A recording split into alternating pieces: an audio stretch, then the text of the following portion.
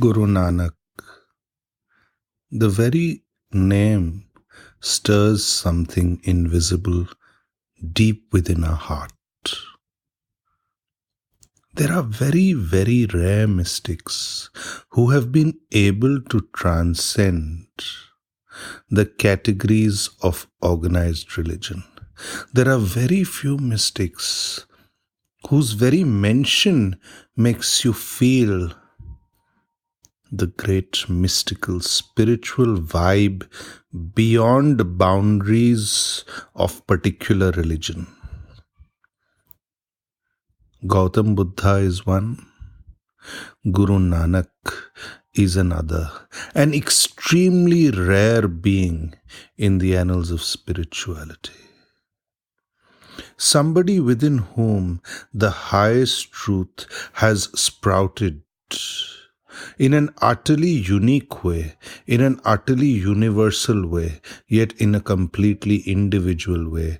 His language is his very own, but his expression is universal.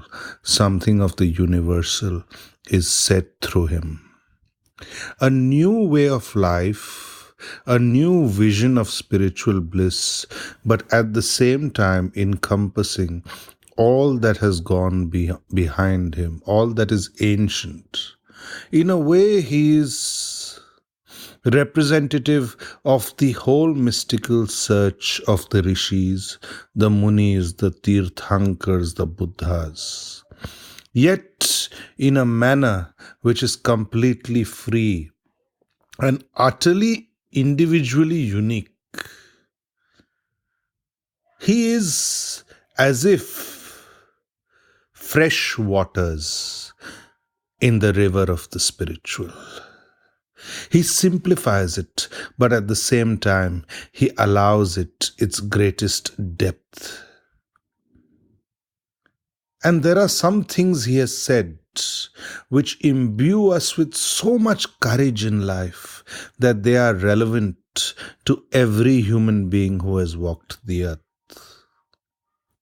For example, Guru Nanak says, "Alone let him constantly meditate in solitude on that which is salutary for his soul. For he who meditates in solitude attains supreme bliss." Now, this statement seems to be as if it could have come from a rishi, an Upanishadic rishi, as if it could have come from Gautam Buddha's lips. The very idea of courage to walk alone, no matter what. The courage to be in solitude, the courage to not have to go to a place of worship, but in very solitude to attain to bliss, to attain to the highest truth. And this is something at the very heart of Guru Nanak's message, something which makes him extraordinarily individual. He is not saying you need to go to a particular place of worship at all. He's saying there is an intrinsic capacity within us where the highest paradise can be attained. In that way, he's also echoing Jesus of Nazareth. The kingdom of God is within you. In that way, he is also echoing the Upanishadic truth in the Brihadaranyaka Upanishad, in the Yajurved, Aham Brahmasmi.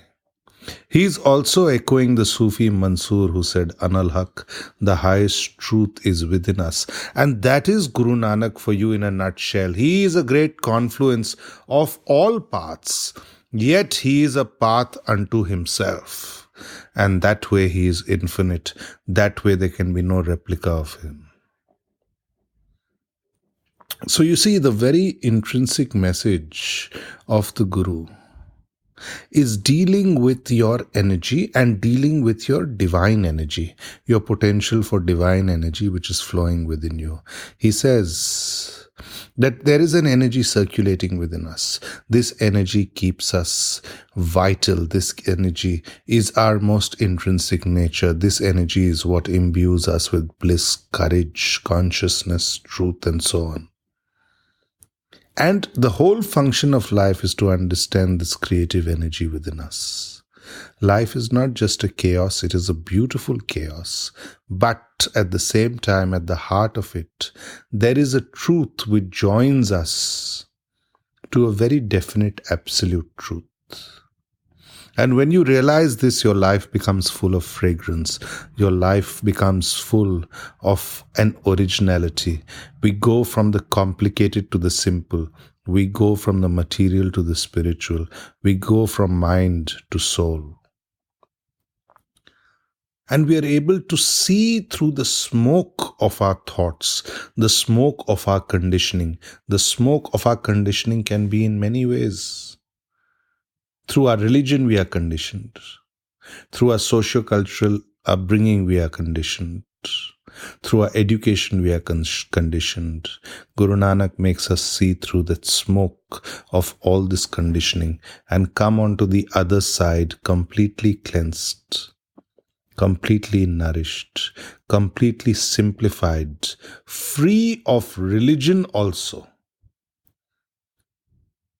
Because he's not saying you have to sit with the priests, he's not saying you have to sit with the saints, he's not saying you have to live with